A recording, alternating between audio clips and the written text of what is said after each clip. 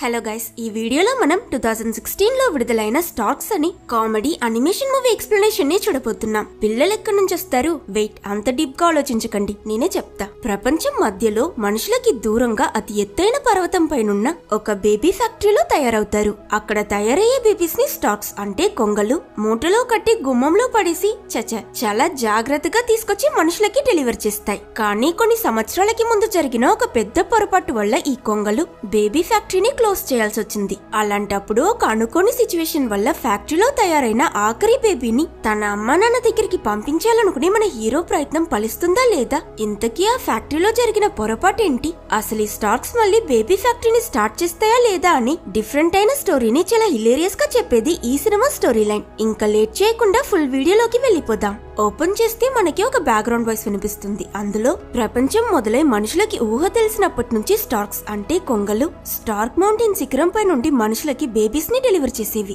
ఈ పని స్టార్క్స్ ల కర్తవ్యం, జీవితాధారం. సరిగ్గా చెప్పాలంటే ఇందులోనే వాటి గౌరవం కూడా ఉంది. బట్ అఫ్ కోర్స్ ఈ జాబ్ అంత ఈజీ ఏం కాదు. ఈ హ్యూమన్ బేబీస్ చూడ్డానికి ప్రిటీగా క్యూట్ గా ఉన్న నిజానికి ప్రాణం తినే భూతాలు. ఎన్నో హింసలు, పోరాటాలు, అలాగే విపత్తులు దాటుకుని మీ పిల్లల్ని చాలా సేఫ్ గా తీసుకొచ్చి మీకు అప్పగిస్తాం. అయినా ఇంత చేసే మా సేఫ్టీకి అయితే గ్యారంటీ ఉండదు. బట్ థ్యాంక్ గాడ్, లక్కీలీ మేము ఇప్పుడు ఈ సర్వీస్ ని కంటిన్యూ చేయట్లేదు. మరైతే ఇప్పుడు స్టాక్స్ ఏం చేస్తున్నాయని ఆలోచిస్తున్నారా? అది చెప్తా. అంతకు ముందు హే ఎవ్రీవన్, నేను మీ జూనియర్. సూది నుండి సునామీ దాకా ఏం కావాలన్నా ఒక్క మెసేజ్ చేస్తే చాలు, మీ బెస్ట్ డెలివరీ పార్ట్నర్ అయిన cornerstore.com ఇట్టే తీసుకొచ్చి డెలివర్ చేస్తాం. కస్టమర్ సాటిస్ఫాక్షన్, గుడ్స్ క్వాలిటీ, ఇదే మా మోటో అని ఉత్సాహంగా పనిచేస్తున్న జూనియర్ అనే స్టాక్ ని చూపిస్తారు. అట్ ప్రెసెంట్ స్టాక్స్ బేబీ ఫ్యాక్టరీని క్లోజ్ చేసి పక్కనే ఒక డెలివరీ సర్వీస్ ని స్టార్ట్ చేశాయి. అందులో మన జూనియర్ ఈ రోజుతో 1 మిలియన్ పార్సల్స్ డెలివర్ చేసే ఒక సెలబ్రిటీ రేంజ్ లో పాపులారిటీలో మునిగి తేలుతున్నాడు. అయినా ఇంత సాధించిన జూనియర్ మనసులో మిగతా స్టాక్స్ కి ఉన్నట్టు అతనికి ఫ్రెండ్స్ ఇంకా ఫ్యామిలీ, సొంతం చుట్టం అంటూ ఎవ్వరూ లేరని లోటుగా ఫీల్ అవుతుంటాడు. కానీ ఆ లోన్లీనెస్ ని కూడా బంధాతో కవర్ చేసి స్టైల్ గా తిరిగే జూనియర్ చుట్టూ అంగ ప్రదక్షిణలు చేస్తున్న ఈ పొట్టి పీజియన్ కూడా ఈ సినిమాలో ఒక ఇంపార్టెంట్ అయిన క్యారెక్టర్. యాక్చువల్లీ ఈ పీజియన్ అతను ఎంత గొప్పవాడో చెప్తూ ఎదుటి వాళ్ళ బుర్ర తినే రకం. సో ఈ స్టార్క్స్ అతన్ని పెద్దగా పట్టించుకోరు. అందుకే ఎప్పటికైనా వాటికన్నా ఎత్తైన పొజిషన్ కి వెళ్లి ఈ స్టార్క్స్ ని కాలి కింద మట్టిలా నలిపేయాలన్నదే ఈ పొట్టి పీజియన్ జీవిత లక్ష్యం. అప్పుడే అక్కడికి వచ్చిన ఇంకో కొంగక్క నేను బాస్ పిలుస్తున్నాడు జూనియర్ అని చెప్పడంతో అది విని నర్వస్ అయిన మన హీరో జూనియర్ లిఫ్ట్ లో, హే నువ్వే హంటరా, nice to meet you. No ఇదొద్దు. హలో హంటర్, నా పేరు జూనియర్, నన్నెందుకు పిలిచా? చిచి ఇది కూడా వద్దు. హంటర్ మావా, బాగున్నావా?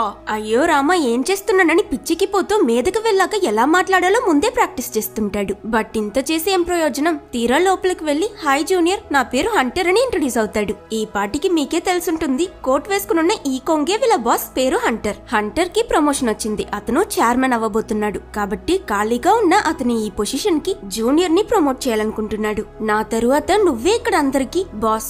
ఇది విని జూనియర్ కి ఒక్క సెకండ్ మైండ్ బ్లాక్ అయి సంతోషంలో అలా ఫ్రీజ్ అయిపోతాడు. ఈ ఆఫీస్ ఆ ఎంప్లాయీస్ నాలాంటి హై ఎండ్ సూట్, సండేస్ లో హాలిడేస్, వయసయ్యాక రిటైర్మెంట్ అని ఒక్కసారి ఈ పనిలో జాయిన్ అయితే నీకు దొరకని బెనిఫిట్స్ అంటూ ఏముండవు. కానీ ఇవన్నీ నీకు దొరకాలంటే దానికి ముందు నువ్వు ఈ పొజిషన్ కి అర్హుడవని నిరూపించుకోవడానికి ఒక పెద్ద టాస్క్ ని కంప్లీట్ చేయాలి. అదిగో అక్కడ కనబడుతుంది ఆ 2 కాళ్ళ జంతువు. తనని ఫైర్ చేసి ఇక్కడ నుంచి పంపించి అని టులిప్ అనే ఒక అమ్మాయిని చూపిస్తాడు. కన్ఫ్యూజ్ అయిన జూనియర్, అనాథ టులిపా, మీరు చెప్పిన ఆ పెద్ద టాస్క్ ఇదేనా అని అడగడంతో ఎస్. కారణం చెప్పడానికి ముందు ఒక ఫ్లాష్ బ్యాక్ చెప్తా, బాగా వినుకో. మనం బేబీ ఫ్యాక్టరీ ఎందుకు క్లోజ్ చేసామో తెలుసా? 18 సంవత్సరాలకి ముందు ఒక రోజు జాస్పర్ అనే స్టార్క్ పిచ్చెక్కిపోయి అతను డెలివర్ చేయాల్సిన బేబీని సొంతంగా పెంచుకోవాలనుకున్నాడు. మిగతా స్టాక్స్ అతన్ని ఆపాలనుకున్నప్పుడు అన్ఎక్స్పెక్టెడ్లీ ఆ బేబీ వాళ్ళ పేరెంట్స్ అడ్రస్ ఉన్న బీకన్ ఇరిగిపోయింది. ఆ రోజు జాస్పర్ అక్కడి నుంచి తప్పించుకున్నాడు. కానీ బీకన్ ఇరిగిపోవడం వల్ల ఆ బేబీని ఎక్కడికి డెలివర్ చేయడమో తెలియక స్టాక్స్ ఆ పాపని అడాప్ట్ చేసుకున్నాయి. తానే టులిప్. మళ్ళీ ఇలాంటి పొరపాటు జరగకూడదని వెంటనే నేను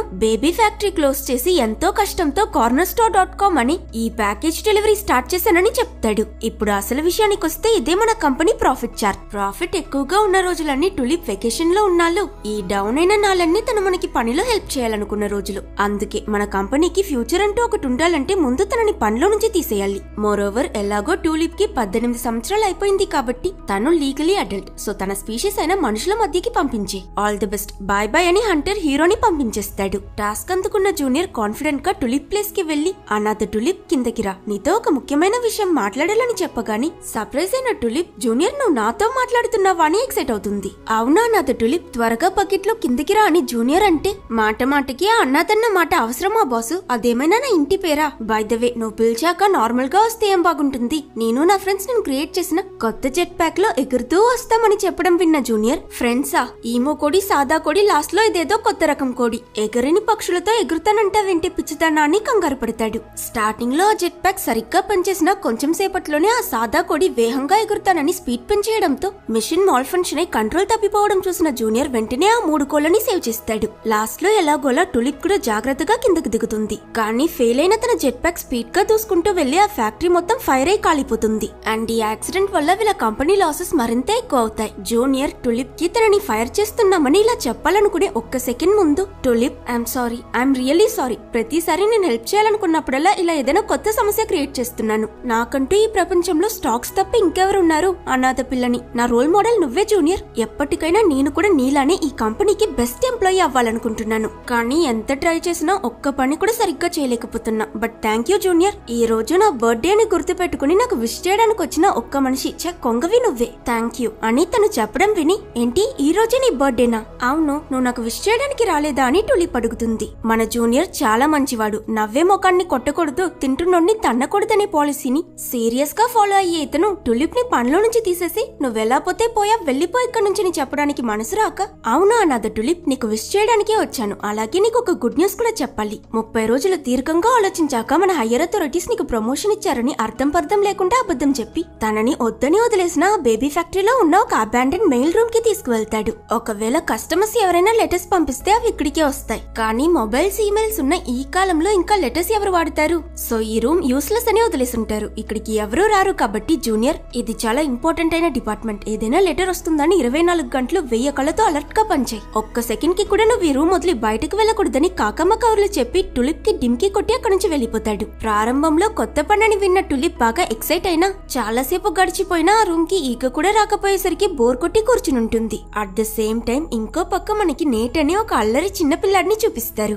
నేట్ వాళ్ళ అమ్మ నాన్న రియల్ ఎస్టేట్ ఏజెంట్స్ కాబట్టి 24/7 ఆన్ కాల్ లో చాలా బిజీగా ఉంటారు. వీళ్ళ దగ్గర నేట్ తో స్పెండ్ చేయడానికి అసలు టైమే ఉండదు. కాబట్టి ఎప్పుడూ ఒంటరిగా ఆడుకుని బాగా లోన్లీగా ఫీల్ అయిన నేట్ ఒక రోజు ఇద్దరు బ్రదర్స్ హ్యాపీగా ఆడుకోవడం చూసి తన పేరెంట్స్ దగ్గర డిసైడ్ అయిపోయా, నాకు కూడా ఒక తమ్ముడు కావాలని అనౌన్స్ చేస్తాడు. అది విని సర్ప్రైజ్ అయిన అతని పేరెంట్స్, మాకు నువ్వు ఒక్కడివే చాలు నేట్ అని అంటే, అది మీరు కాదు, నేను డిసైడ్ చేయాలి. సరే ఇంతకీ నేను మీకు ఎలా దొరికాను? అది విని అక్వర్డ్ గా నవ్వి వాళ్ళ అమ్మ నాన్న టాపిక్ మార్చేస్తారు. ఇంటికి చేరుకున్న నెక్స్ట్ స్టోర్ రూమ్ లో అతని పాత టాయ్స్ ని వెతుకుతున్నప్పుడు ఒక బాక్స్ లో, పిల్లలు కావాలంటే ఒక్క లెటర్ రాస్తే చాలు, మీ బేబీని క్రియేట్ చేసి తీసుకొచ్చిస్తారు మా వాళ్ళు అని స్టార్క్స్ బేబీ ఫ్యాక్టరీ పాంప్లెట్ దొరుకుతుంది. అది విని, సో బేబీస్ ఇక్కడ నుంచి వస్తారా అని తెలుసుకున్న నెట్ తెలివిగా ఆలోచించి ఆ రోజు రాత్రి తనకి నింజా స్కిల్స్ ఉన్న ఒక చిన్న బేబీ బ్రదర్ కావాలని అతని పేరెంట్స్ రాస్తున్నట్టు స్టార్క్స్ కి లెటర్ రాస్తాడు. లాస్ట్ లో, ప్లీజ్ నోట్, ఈ లెటర్ ని నేట్ కాదు, నేట్ వాళ్ళ పేరెంట్స్ రాస్తున్నారు. ఇంకో ముఖ్యమైన విషయం, బేబీకి డెఫినెట్లీ నింజా స్కిల్స్ తెలుసుండాలి. ఇట్లు నేట్ వాళ్ళ అమ్మా నాన్నని కంప్లీట్ చేసి ఆ లెటర్ ని పాంప్లెట్ లో ఉన్న అడ్రస్ కి మెయిల్ చేస్తాడు. ఈ లెటర్ 7 కొండలు 7 సముద్రాలని దాటుకుని చాలా దూరం ట్రావెల్ చేసి చాలా రోజుల తరువాత టులిప్ మెయిల్ డిపార్ట్మెంట్ కి వచ్చి చేరుతుంది. ఫైనలీ తనకి చేయడానికి పని దొరికిందని ఖుషి అయిన టులిప్, జూనియర్ తనని బయటకు వెళ్లొద్దన్న ఈ లెటర్ ని చేర్చాల్సిన చోటికి చేర్చడం ఇంపార్టెంట్ అని ఆడుతూ పాడుతూ బయటకు వెళ్తుంది. మరోవైపు జూనియర్ హంటర్ దగ్గర టులిప్ ని డీల్ చేసేసానని చెప్తాడు. అది విని ఇంప్రెస్ అయిన హంటర్, వెరీ గుడ్, ఈ రోజు ఫ్రైడే, నెక్స్ట్ మండే నువ్వు బాస్ గా అఫీషియలీ జాయిన్ అవ్వచ్చని చెప్తున్న సమయంలో సడన్ గా కంప్యూటర్ టులిప్ బయటికి రావడం నోటిఫై చేస్తుంది. భయపడిన జూనియర్ హంటర్ చూడటానికి ముందు వాటిని క్లోజ్ చేయాలని ఏవేవో బటన్స్ నొక్కేయడంతో మరికొన్ని ట్యాబ్స్ ఓపెన్ అయి ఆల్మోస్ట్ ఆఫీస్ వాల్ మొత్తం టులిప్ ని చూపిస్తాయి. దాంతో జూనియర్ వెంటనే ఆ సిస్టమ్ ప్లగ్ లాగి ఏం జరిగినట్టు కవర్ చేసి త్వరగా టులిప్ ని వెతుకుతూ వెళ్తాడు. ఇక్కడ సరిగ్గా టులిప్ తను తీసుకొచ్చిన ఆ లెటర్ ని ఒక మిషన్ లో పడేస్తుందన్న టైంలో అక్కడికొచ్చిన జూనియర్ తనని ఆపడానికి ట్రై చేసి ఒక్క సెకండ్ లేట్ అయిపోతాడు. నీకేమైనా పిచ్చా, ఎందుకిలా చేసావని జూనియర్ టులిప్ ని తిడితే, తను నువ్వే కదా నన్ను మెయిల్స్ ని చూసుకోమన్నావు, నువ్విచ్చిన పని నేను కరెక్ట్ గా చేస్తున్నాను, సూపర్ కదా అని ఏదో గొప్పగా సాధించినట్టు నవ్వుతూ అడుగుతుంది. ఓసే పిచ్చి మొహమా, ఇందులో కాదు ఆ బాక్స్ లో వేయాలని జూనియర్ చూపిస్తాడు. ఊప్స్, ఇది కూడా తప్పేనా అని టులిప్ రియలైజ్ అయిన నెక్స్ట్ సెకండ్ తను లెటర్ వేసిన ఆ మిషన్ ఆన్ అయి ఆ లెటర్ బేబీగా ఫామ్ అవ్వడం చూసాకి వీళ్ళిద్దరికి ఇది బేబీస్ ని క్రియేట్ చేసే మిషన్ అని అర్థమవుతుంది. దాంతో టెన్షన్ అయిన జూనియర్, ఇంకా తిన్ని రక్కొట్టకుండా ఎందుకుంటున్నారా బాబు అని తిట్టుకుంటూ ఆ ప్రాసెస్ ని ఆపడానికి ట్రై చేస్తాడు. కానీ కుదరకపోయేసరికి ఆఖరికి కష్టపడి నొప్పి భరిస్తూ రన్ అయ్యే ఐరన్ వీల్స్ కి మధ్యనున్న ఎమర్జెన్సీ స్టాప్ బటన్ ని ప్రెస్ చేస్తాడు. మిషన్ అయితే స్టాప్ అయిపోతుంది, కానీ దీనికి మధ్యలో జూనియర్ చెయ్య కూడా ఇరిగిపోతుంది. బట్ ఇంత చేసి ఏం ప్రయోజనం? అన్ఎక్స్పెక్టెడ్లీ ఆ ప్రాసెస్ ఆల్రెడీ కంప్లీట్ అయి ఒక పాడ్ లో బేబీ బయటకొస్తుంది. దీంతో షాక్ అయిన జూనియర్ ఒక్కసారిగా స్పృహ కోల్పోతాడు. ఇంకోవైపు నేట్ పిడుగుల శబ్దానికి నిద్రలేచి సంతోషంగా అమ్మా నాన్న దగ్గరికి వెళ్లి స్టార్క్స్ నా తమ్ముడిని తీసుకురాబోతున్నాయని చెప్తాడు. బట్ అఫ్ కోర్స్ వాళ్ళిద్దరూ అది అస్సలు పట్టించుకోరు. ఇటు జూనియర్ కి మెలకువ వచ్చి నిజం తెలిస్తే హంటర్ నన్ను చంపేస్తాడని భయపడుతూ ఆ బేబీని ఎవరికీ తెలియకుండా టులిప్ తో కలిసి తీసుకువెళ్తున్నప్పుడు లిఫ్ట్ లోకి ఆ పొట్టి పీజియన్ కూడా ఎక్కుతాడు. ఓయ్ ఏంటది కొత్త పాడని అడిగితే చాక్లెట్స్ డెలివర్ చేయడానికి ఈ క్యారేజ్ ఇప్పుడే లాంచ్ చేశారని జూనియర్ చెప్తాడు. సరే నిన్నటి మ్యాచ్ చూసారా అని అతను అడిగితే ఈసారి ఇద్దరూ కలిసి హా చూసాం, వేరే లెవెల్ అంతే, నా లైఫ్ లోనే బెస్ట్ మ్యాచ్ అదేనని బాగా తెలిసినట్టు మాట్లాడి ఆ బేబీ పాట్ తీసుకుని టులిప్ ఆఫీస్ కి పారిపోతారు. వాళ్ళు వెళ్లిపోయాక ఈ పొట్టి పీజియన్ ఒక్క నిమిషం నిన్న మ్యాచే జరగలేదు కదా అని షాక్ అయి మరెందుకు వీళ్ళిద్దరూ ఇంతలా నటించారు, కన్ఫర్మ్ ఏదో తప్పు జరుగుతుందని డౌట్ వచ్చి ఆలోచిస్తాడు. ఇక్కడ జూనియర్ బేబీ బీకన్ లో ఉన్న నేట్ వాళ్ళ అడ్రస్ చూసి ఓకే మండే మన ఆఫీస్ లో స్టార్ కాన్ ఫెస్టివల్ జరగబోతుంది, అది స్టార్ట్ అయ్యేలోగా నేను ఈ బేబీని ఎవరికీ తెలియకుండా తీసుకువెళ్లి డెలివర్ చేసి తిరిగొచ్చేస్తానని ప్లాన్ చేస్తాడు. ఈలోగా టులిప్ ఒక్కసారి ఈ బేబీని చూద్దామని పాడ్ ఓపెన్ చేయాలనుకుంటుంది. వెంటనే జూనియర్ అక్కడే ఆగు, వద్దు కదా వద్దు, ఏంటి నీకు కూడా జాస్పర్లా ఈ బేబీని చూసి మతిపోవాలా, ఎట్టి పరిస్థితుల్లోనే ఈ పాడ్ ఓపెన్ చేయకపోవడమే మన మెంటల్ హెల్త్ కి మంచిది, లేదంటే మన జీవితం సర్వనాశనం అయిపోతుందని సతాయిస్తాడు. ఆ తరువాత సరే నేనొచ్చిందాకా నువ్వు ఈ రూమ్ వదిలి బయటకు వెళ్ళకని చెప్పి జూనియర్ ఆ పాడ్ పట్టుకుని ఎగరడానికి ప్రయత్నిస్తాడు. కానీ చెయ్య అదే రెక్క ఇరిగిపోయి ఉండడం వల్ల ఈ ప్రయత్నం కూడా వృధా అయిపోతుంది. డ్రామాటిక్ గా కింద పడ్డ జూనియర్ ఇక నేను జీవితంలో ఎప్పుడు ఎగరలేను గలా అని పైకి చూసి ఓయ్ అదేంటి అదని ప్లేన్ లా దేన్నో చూపిస్తాడు. వెల్ దీన్ని నేను ఒక రీజన్ కోసం చాలా సంవత్సరాలుగా కష్టపడి తయారు చేశానని టులిప్ చెప్పినప్పుడు ఆ రీజన్ ఏంటని జూనియర్ అడుగుతాడు. హా ఎలా చెప్పడం? ఎస్ యాక్చువల్లీ నేను కూడా cornerstore.com లో ప్యాకేజెస్ డెలివర్ చేయాలనుకుంటున్నానని టులిప్ చెప్తుంది. పర్ఫెక్ట్, అయితే నీ కల నెరవేరబోతుంది అన్నది టులిప్. పద ఎక్కు, ఈ బేబీని డెలివర్ చేసొద్దామని పిలవడంతో ఆ బేబీ గురించి ఆలోచించిన టులిప్ సరే అని ప్లేన్ ఎక్కుతుంది. రెడీ అయ్యాక ఈ ప్లేన్ ని ఎలా ఫ్లై చేయాలో జూనియర్ కి తను నేర్పిస్తుంటే కొంగకే ఎగరడం నేర్పిస్తావా, అంతా నేను చూసుకుంటా, నువ్వు కళ్ళు మూసుకుని రా అని అతను బిల్డప్ కొట్టి తీరా ఎలా నడపడమో తెలియక కింద పడిపోతుంటారు. లక్కీలీ టైం కి టులిప్ ఒక బటన్ ప్రెస్ చేసి ఆ ప్లేన్ ని యాక్టివేట్ చేసి నేట్ వాళ్ళ ఇంటికి బయలుదేరతారు. అండ్ ఇక్కడే ఒక ట్విస్ట్, వీళ్ళు వెళ్లడం బయట దాగునున్న జాస్పర్ చూసేస్తాడు. నా కూతురు బయటకొచ్చేసిందంటూ విల్లన్ లా నవ్వుతూ వాళ్ళని ఫాలో చేస్తాడు. మరో పక్క నెట్ తెల్లవరగానే సుత్తి కర్ర పెయింట్ అని చేతికి దొరికినవన్నీ మోసుకు వెళ్లి బయట ఏదో చేయడంతో నేట్ వాళ్ళ అమ్మ సారా ఏంటో చూడమని అతని నాన్నని పంపిస్తుంది. ఏం చేస్తున్నావు బడ్డీ అని ఆయన అడిగినందుకు ఓ అదా స్టార్క్స్ నా బేబీ బ్రదర్ ని తీసుకొస్తున్నాయి కదా అందుకోసం ప్రిపరేషన్స్ చేస్తున్నానని నెట్ చెప్తాడు. అది విన్న అతని నాన్న చూడు నెట్ ఇప్పుడు స్టార్క్స్ బేబీస్ ని డెలివర్ చేయట్లేదని చెప్తుంటే నేట్ మధ్యలో అప్పి చాలా బుద్ధిగా నాకు తెలుసు నాన్న, అందుకే మీరు నాకు హెల్ప్ చేయక్కర్లేదు, మీరు బిజీగా ఉంటారు, గిల్ట్ ఫ్రీ పాస్ ఇస్తా ఇప్పుడే వెళ్ళిపోండనడంతో సరే అయితే అని ఆయన ఇలా వెనక్కి తిరిగిన వెంటనే మీరు కళ్ళు మూసి తెరిచేలోగా నేను కాలేజ్ కి వెళ్ళిపోతా, ఆ తరువాత నా దగ్గర మీతో స్పెండ్ చేయడానికి టైం ఉండదు. ఏంటి ఏమైనా అన్నావా అని ఆయన అడిగినందుకు ఏం లేదు డాడీ లోపలికి వెళ్ళండి. ఓ సరే అయితే నేను వెళ్ళిపోతున్నాను మరి. ఓకే మొన్నే నేను పుట్టినట్టు అనిపించినా ఆల్రెడీ 5 సంవత్సరాలు గడిచిపోయింది నాయనో, ఇప్పుడు ఈ ఛాన్స్ వదిలేస్తే మళ్ళీ నాతో ఎప్పుడు టైం స్పెండ్ చేస్తారో ఏమో అని అతను చెప్పడం విని నేట్ వాళ్ళ నాన్న సరే సరే హెల్ప్ చేస్తా కానీ జస్ట్ 5 మినిట్స్ మాత్రమే అని రాజీ అవుతాడు. అదే సమయంలో ఇటు సంథింగ్ రాంగ్ అని ఆలోచించిన ఆ పొట్టి పీచియన్ బేబీ ఫ్యాక్టరీకి వచ్చి కింద మిల్క్ పౌడర్ పడుండడం చూసి మరింత సస్పిషియస్ అయి ఒక డ్రోన్ లో జూనియర్ వాళ్ళని ఫాలో చేస్తూ వెనకాలే బయలుదేరతాడు. ఇంకోవైపు ఆ షిప్ లో బేబీని డెలివర్ చేయబోతున్నామని బాగా ఎక్సైటెడ్ గా ఉన్న టులిప్ హైపర్ అయి జూనియర్ బుర్ర తింటుంది. తను జూనియర్ దగ్గర మనం ఈ బేబీకి పేరేమైనా పెడదామా అని అడిగినప్పుడు అతను చూడమ్మా తల్లి నాకు సంబంధించిన వరకు అది కేవలం ప్యాకేజ్ మాత్రమే,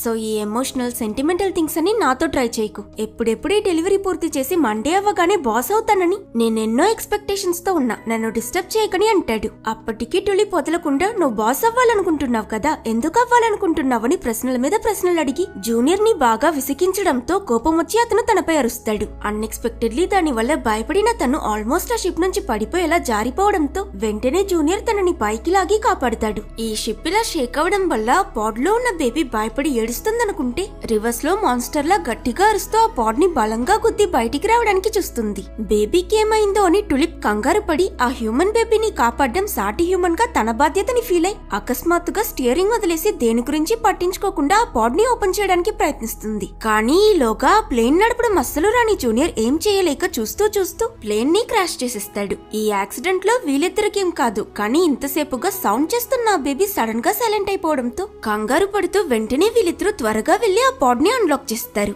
అందులో నుంచి చూడ్డానికి ముద్దు ముద్దుగా ఉన్న క్యూటెస్ట్ పాప బయటకొస్తుంది. ఎంత క్యూట్ అంటే తనని చూడగానే జూనియర్ ఇంకా టులిప్ ఒక సెకండ్ కి వీళ్ళ గొడవ మొత్తం మర్చిపోతారు. సెన్సీ బేబీ సేఫ్ గానే ఉంది కాబట్టి రిలాక్స్ అయిన జూనియర్ ఈ షిప్ ఇరిగిపోయింది కనుక ఇక ఈ డెలివరీ నేను ఒంటరిగానే చేస్తానని బయలుదేరతాడు. అది చూసిన టులిప్ మనమిద్దరం ఒక టీం, నువ్వు నన్ను ఇలా ఒంటరిగా వదిలేసి వెళ్ళకూడదని చెప్పినప్పుడు ఏంటి మనం టీమా? ఇక్కడ మనమన్న పదానికి చోటే లేదు. ఇప్పటి వరకు జరిగిందంతా నీ తప్పే. ఏదైనా ఒక్క పని సరిగ్గా చేసావా? ఈ బేబీ నా చెయ్యిరగడం షిప్ ఇరగడం అన్నీ నీ వల్లే. నువ్వే ఒక ప్రాబ్లం అని టులిప్ ని బాగా తిట్టి హర్ట్ చేసి అక్కడి నుంచి వెళ్ళిపోతాడు. ఓ మంచు తుఫాను మధ్య బేబీ పోడ్ ని ఈడ్చుకుంటూ నడుస్తున్న జూనియర్ సడన్ గా అతన్ని ఎవరో ఫాలో చేస్తున్నట్టు అనిపించి తిరిగి చూసి అక్కడ ఎవరో లేకపోవడంతో ఇరిటేట్ అయి ఇప్పుడేంటి ఈ పాత సినిమాల్లో విల్లన్లా నన్ను వెనక నుంచి కొట్టి కిడ్నాప్ చేస్తారా అని ఇలా అంటాడో లేదో నెక్స్ట్ సెకండ్ అతన్ని ఒక ఉల్ఫ్ ప్యాక్ సరౌండ్ చేసి నిజంగానే వెనక నుంచి కర్రతో తలపై కొట్టి కిడ్నాప్ చేస్తాయి. జూనియర్ కి మెలకువ వచ్చి కళ్ళు తెరిచి చూసేసరికల్లా అతను ఇంకా టులిప్ ని ఆ ఉల్స్ తాళతో కట్టి తలకిందులుగా వేలాడదీసుంటాయి. అది మాత్రం కాదు, ఆ బేబీని మోసుకొచ్చి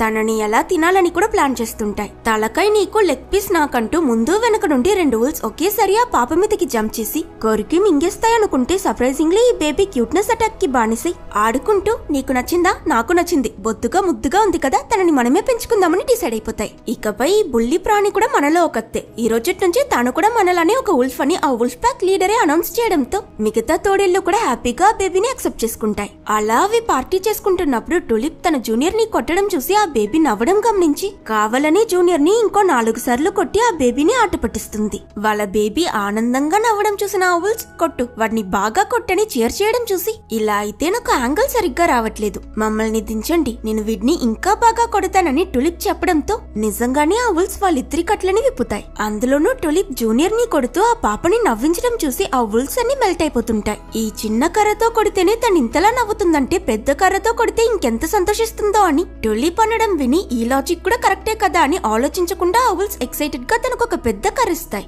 ఇక్కడే తెలివిగా ఆలోచించిన టులిప్ ఆ కర్రతో పట్టాలముని పక్కనే ఉన్న ఉల్ఫ్ ని కొట్టి ఆ బేబీని ఎత్తుకుని జూనియర్ తో అక్కడి నుంచి పరిగెడుతుంది. అది చూసి మన బిడ్డని ఎత్తుకు వెళ్లిపోతున్నారా అని కోపంగా ఈ తోడేళ్లు కూడా వాళ్ళ వెనకాలే చేస్తాయి. జూనియర్ ఇంకా టులిప్ ఒక పాత బ్రిడ్జ్ క్రాస్ చేసి అటువైపు వెళ్ళాక వెంటనే దాన్ని కట్ చేసేస్తారు. ఇక ఆ ఉల్స్ వాళ్ళ వెంటరాలివని వాటిని ఎగతాళి చేసి ఇలా ఊపిరి పీల్చుకుంటారో లేదో ఆ తోడేళ్లకి లీడర్ తోడేలు attention soldiers formation wolf bridge అని అరవగాని ఉన్న పాటుగా ఈ ఉల్స్ అన్ని కలిసి ఒక బ్రిడ్జ్ లా ఫామ్ అయి ఆ లోయని దాటి వాళ్ళ వెంట పడతారు.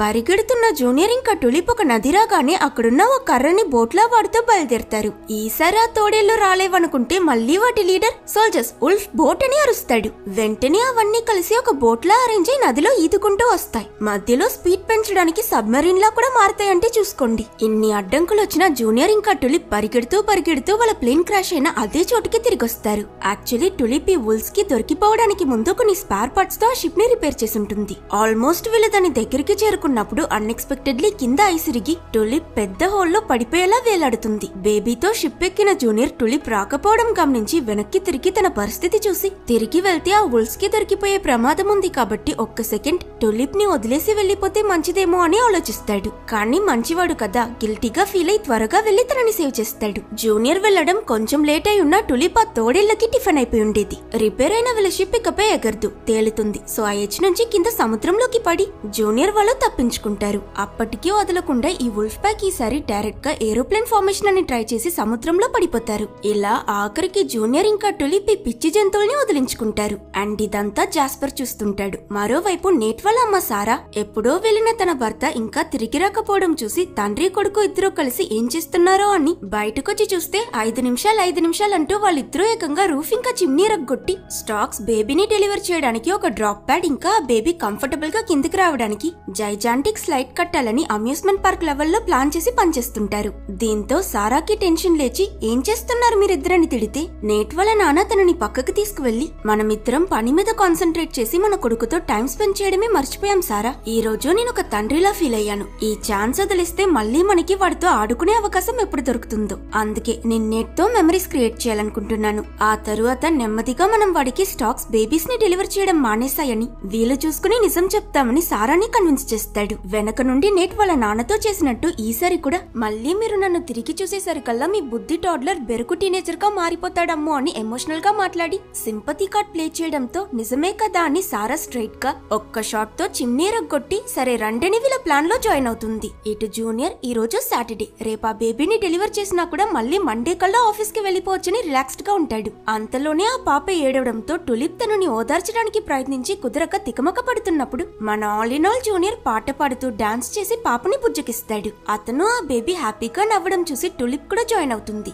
ఇలా వీళ్ళ మధ్య ఒక బాండ్ క్రియేట్ అవుతుంది. వీళ్ళ వెనకాలే ఫాలో అవుతూ వచ్చిన ఆ పొట్టి పీజియన్ ఆ షిప్ క్రాష్ అయిన ప్లేస్ కి వెళ్లి ఏం జరిగిందో అక్కడున్న అనిమల్స్ ని ఇంటర్వ్యూ చేస్తూ క్లూస్ సేకరిస్తుంటాడు. టులిప్ ఇంతకీ నువ్వెందుకు బాస్ అవ్వాలనుకుంటున్నావో చెప్పనే లేదని జూనియర్ దగ్గర మళ్ళీ అడుగుతుంది. ఆల్రెడీ వీళ్ళిద్దరూ ఆల్మోస్ట్ ఫ్రెండ్స్ అయిపోయారు కాబట్టి ఈసారి జూనియర్ దాచకుండా తన దగ్గర నాకు ఫ్రెండ్స్ ఫ్యామిలీ ఎవరూ లేరు, ఉన్నది తెలిసిందల్లా ఈ జాబ్ మాత్రమే, అందుకే అందులో ఎదగాలనుకుంటున్నాను, ఇది నాకు చాలా ఇంపార్టెంట్ అని మనసులో ఉన్నది చెప్తాడు. అతని ఫెదర్స్ ని జటల్లే ఆడుకుంటున్న టులిప్ ఇది విని సరే నువ్వు నీ సీక్రెట్ చెప్పావు కదా, ఇప్పుడు నేను కూడా నా సీక్రెట్ చెప్తా. యాక్చువల్లీ నేను ఆ షిప్ డెలివరీస్ చేయడం కోసం కాదు, నా పేరెంట్స్ ని కనిపెట్టడం కోసం బిల్డ్ చేశాను. ఆ రోజు జాస్పర్ ఎరగొట్టిన బీకన్ పీసెస్ లో ఒక పీస్ నా దగ్గర ఉంది, మిగతావి వెతుకుతున్నాను. నాకు తెలుసు ఇది అత్యాశని, కానీ నాకు మా అమ్మా నాన్నని కలవాలి జూనియర్ అని చెప్తుంది. డెఫినెట్లీ వాళ్ళని కలుస్తావు, బట్ నీకు ఆ షిప్ అంత ఇంపార్టెంట్ అయినప్పుడు ఈ డెలివరీ చేయడానికి ఎందుకు ఒప్పుకున్నావు? ఇప్పుడు అది పాడైపోయింది కదా అని అడిగినప్పుడు పోతే పోయిందిలే, మనం హెల్ప్ చేయకపోతే ఈ పాప పరిస్థితి కూడా నాలా అయిపోతుందని టులిప్ చెప్తుంది.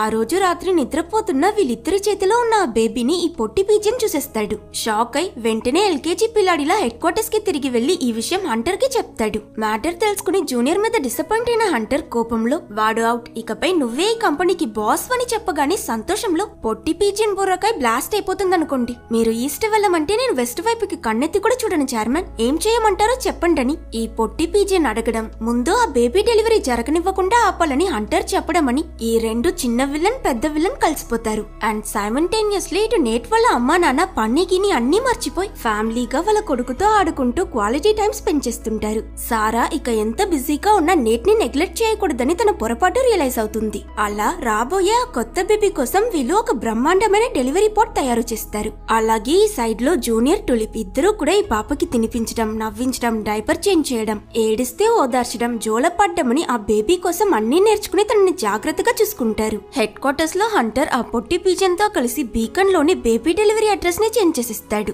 ఈ విషయం అస్సలు ఐడియా లేని జూనియర్ ఇంకా టులిప్ పాపని తీసుకుని ఒక హార్బర్ ని చేరుకుంటారు. అక్కడి సెక్యూరిటీ కంట్లో పడకూడదని వీళ్ళు నెమ్మదిగా మెల్లమెల్లగా వెళ్తుంటే టైమో రైమో లేని ఈ బుల్లి పాప ఆ సమయంలో ఏడవడంతో ఆ సౌండ్ విని సెక్యూరిటీ గార్డ్ ఇటువైపు వస్తుంటాడు. అలాగే తను ఎందుకు ఏడుస్తుందో తెలియక వీళ్ళిద్దరూ పిచ్చెక్కిపోతుంటారు. దొరికిపోతారన్న లాస్ట్ సెకండ్ లో ఆ బేబీ జూనియర్ కోసం ఏడుస్తుందని చూసిన టులిప్ తనని అతనికి ఇచ్చేస్తుంది. అండ్ లక్కీలీ తను ఎక్స్పెక్ట్ చేసినట్టు జూనియర్ ఇలా హక్ చేసుకోగానే ఆ పాప సైలెంట్ అయిపోతుంది. సౌండ్ ఏం వినిపించకపోవడంతో ఆ గార్డ్ కూడా పొరబడ్డాననుకుని వెళ్లిపోతాడు. వీళ్ళెక్కాల్సిన బోట్ వెళ్లిపోతుందని ఇద్దరు రేస్ లో పరిగెడుతున్నట్టు పరిగెడుతుంటే అన్ఫార్చునేట్లీ ఆ వుల్ఫ్ ప్యాక్ వదలకుండా వీళ్ళని ఇంత దూరం ఫాలో చేస్తూ వచ్చి ఈసారి కార్ ఫార్మేషన్ లో వెంటపడతారు. సక్సెస్ఫుల్లీ పాపని లాక్కున్నాక రే రాంబో, బుల్లిబిడ్డ కారులో ఉంటే మెల్లగా వెళ్లాలంట్రా, అదేంటో ట్రాఫిక్ రూల్స్ అంట, దాన్ని ఫాలో అవ్వండి అని ఒక తోడీలు చెప్తే సరేనని నిజంగానే మిగతా వుల్స్ అన్ని కలిసి టార్టైస్ లా మెల్లగా నడుస్తాయి. ఈ గ్యాప్ లో టులిప్ పాపని దొంగిలించి జూనియర్ తో ఒక గోడౌన్ లోకి వెళ్తుంది.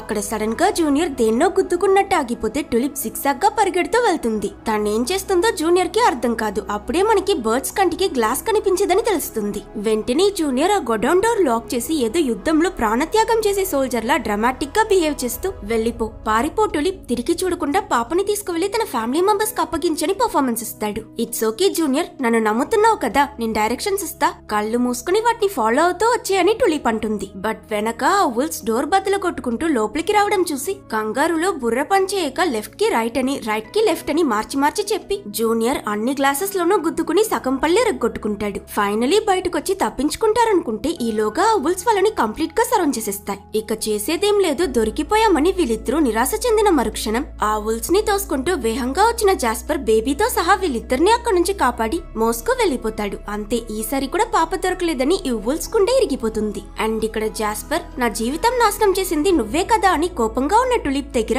నేను నా సర్వీస్ లో ఎంతో మంది బేబీస్ ని డెలివర్ చేశాను, కానీ నిన్నొక్కదాన్ని చూసినప్పుడు ఎందుకో నువ్వు నా బేబీ అనిపించింది. నిన్ను దూరం చేసుకోవడానికి మనసు రాక నేను ఆ పిచ్చి పని చేశాను. అయినా నా తప్పు రియలైజ్ అయి ఎలా అయినా నిన్ను నీ పేరెంట్స్ దగ్గరికి చేర్చాలని ఇన్ని సంవత్సరాలుగా ఇరిగిపోయిన ఆ బీకన్ పీసెస్ ని కలెక్ట్ చేస్తున్నా, బట్ అది కూడా కుదరలేదు, ఇంకొక పీస్ మిస్ అవుతుందని చెప్తాడు. అది చూసి సర్ప్రైజ్ అయిన టులిప్ నవ్వుతూ ఆ పీస్ నా దగ్గర ఉందని జాస్పర్ ని వెళ్లి హక్ చేసుకుంటుంది. అది విన్న జాస్పర్ కూడా షాక్ అయి సూపర్, అయితే నాతో రా, నిన్ను మీ ఇంటికి తీసుకువెళ్లి నా లాస్ట్ డెలివరీని పూర్తి చేస్తానని చెప్తాడు. కానీ టులిప్ జూనియర్ ఇంకా ఆ బేబీని ఇలా మధ్యలోనే వదిలి వెళ్లడానికి మొహమాట పడ్డం చూసిన జూనియర్, మా గురించి ఆలోచించుకో, నిజానికి నీ 18th బర్త్డే రోజు కంపెనీ నిన్ను ఫైర్ చేయమని చెప్పారు, కానీ అది చెప్పలేక ఆ టైంలో నేనే నీకు ప్రమోషన్ ఇచ్చారని అబద్ధం చెప్పాను, సో నీకు అక్కడ చోటు లేదు, నువ్వు ఇంటికి వెళ్లిపోవడమే బెటర్ అని అంటాడు. అది విని స్టార్క్స్ తనని వదిలేసాయా అని హర్ట్ అయిన టులిప్ జాస్పర్ తో వెళ్లిపోతుంది. జాస్పర్ టులిప్ ని బీకన్ లో ఉన్న అడ్రస్ కి తీసుకొస్తాడు. కానీ ఇన్ని సంవత్సరాల తరువాత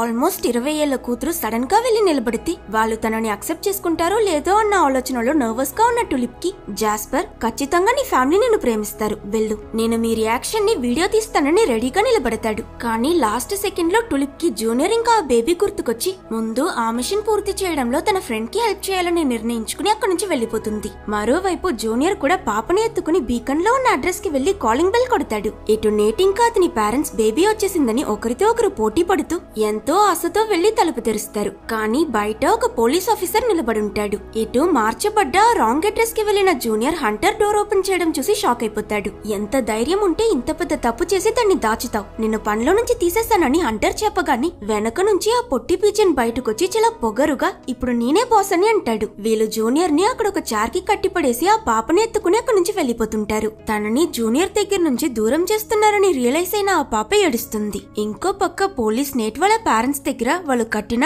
డెలివరీ రిపోర్ట్ సేఫ్టీ రెగ్యులేషన్స్ కి వ్యతిరేకమని దాన్ని వెంటనే డిస్మాంటిల్ చేయమని చెప్తాడు. సో నేట్ వాళ్ళ అమ్మ నాన్న ఫైనలీ వేరే దారి లేక అతని దగ్గర స్టార్క్స్ బేబీస్ డెలివర్ చేయడం ఆపేశాయని, వాళ్ళతనితో టైం స్పెండ్ చేయడం కోసమే ఇదంతా చేశామని చెప్తారు. అది విని నేట్ ఆశ మొత్తం నిరాశై బాధపడతాడు. ఇక్కడ టులిప్ కట్టిపడేసున్న జూనియర్ ని కాపాడి అతని ద్వారా ఏం జరిగిందో తెలుసుకుంటుంది. ఆ తరువాత వీళ్ళిద్దరూ వెంటనే లేట్ చేయకుండా స్టార్క్ మౌంటైన్ కి తిరిగి వెళ్లి దొంగతనంగా ఆఫీస్ లోకి దూరి ఆ బేబీని కాపాడాలని డిసైడ్ అవుతారు. హంటర్ ఆ పాప గురించి మిగతా స్టార్క్స్ కి తెలిస్తే కంపెనీలో అనవసరమైన ప్రాబ్లమ్స్ వస్తాయని ఎవ్వరికీ తెలియకుండా తనని పెంగ్విన్స్ కి ఇచ్చి అంటార్టికాకి తీసుకువెళ్లి పెంచుకోమంటాడు. అండ్ స్టార్టింగ్ లో జూనియర్ చెప్పిన స్టార్కాన్ అనే ఫెస్టివల్ కూడా కంపెనీలో స్టార్ట్ అయి ఉంటుంది. స్టాక్స్ అన్ని కలిసి అక్కడ ఆట పాట అని ఎంజాయ్ చేస్తుంటాయి. ఆ క్రౌడ్ లో కాస్ట్యూమ్ వేసుకుని దూరిన టులిప్ ఇంకా జూనియర్ వెంటనే రూఫ్ టాప్ కి వెళ్లి సరైన సమయానికి ఎంట్రీ ఇచ్చి ఆ పెంగ్విన్స్ తో ఫైట్ చేయడం మొదలు పెడతారు. కానీ ఎక్కడ సౌండ్ చేస్తే ఇప్పుడు నిద్రపోయినా ఆ బేబీ మళ్లీ లేస్తుందో అని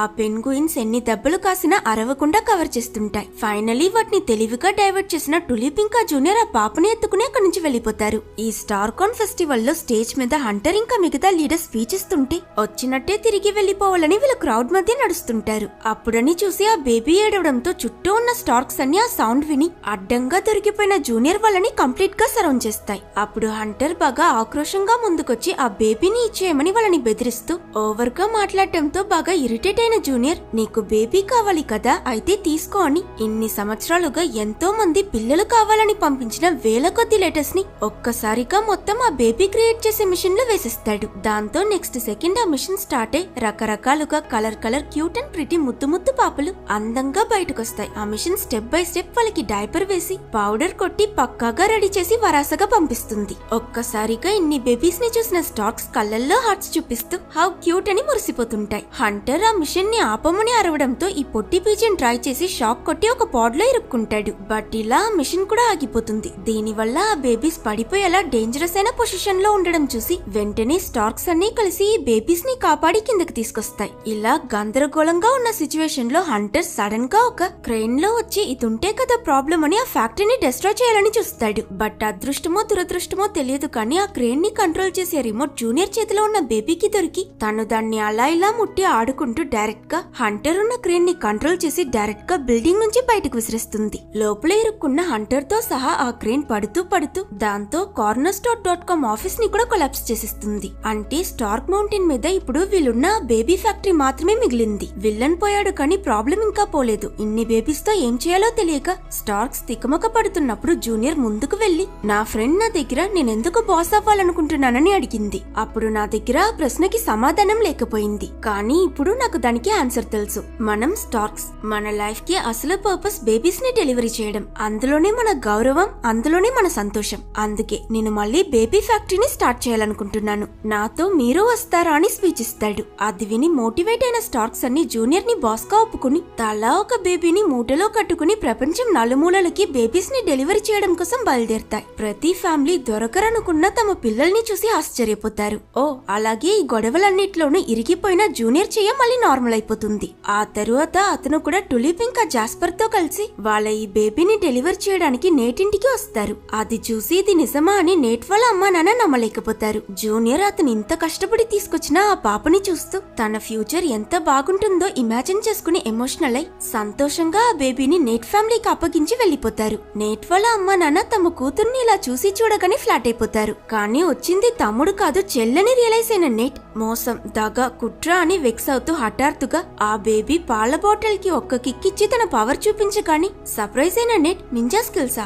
నా చెల్లి బంగారం అని వెంటనే ఆ బేబీకి ఫ్యాన్ అయిపోతాడు. కట్ చేస్తే జూనియర్, జాస్పర్, స్టాక్స్ అందరూ ప్లస్ ఆఖరికి వీళ్ళతో ఫ్రెండ్స్ అయిన ఆ ఉల్ఫ్ ప్యాక్ కూడా కలిసి టులిప్ ని తన ఇంటికి తీసుకువెళ్లి 18 సంవత్సరాలకి ముందు ఆగిపోయిన ఆ డెలివరీని పూర్తి చేస్తారు. అండ్ టులిప్ ని చూడగానే తన అమ్మా నాన్నతో సహా ఫ్యామిలీలో 20 మంది వాళ్ళ బేబీ వచ్చేసిందని ఎమోషనల్ అయి తనని హక్ చేసుకుంటారు. అఫ్ కోర్స్ బెస్ట్ ఫ్రెండ్ కుటుంబం కూడా సొంత ఫ్యామిలీ లాంటిదే కదా. మన జూనియర్ కి కూడా ఇలా ఒక పెద్ద ఫ్యామిలీ దొరుకుతుంది. అతను టులిప్ ఇద్దరూ కలిసి ఆ బేబీ ఫ్యాక్టరీని సక్సెస్ఫుల్ గా రన్ చేస్తున్నట్టు చూపించి ఈ మూవీని ఎండ్ చేస్తారు.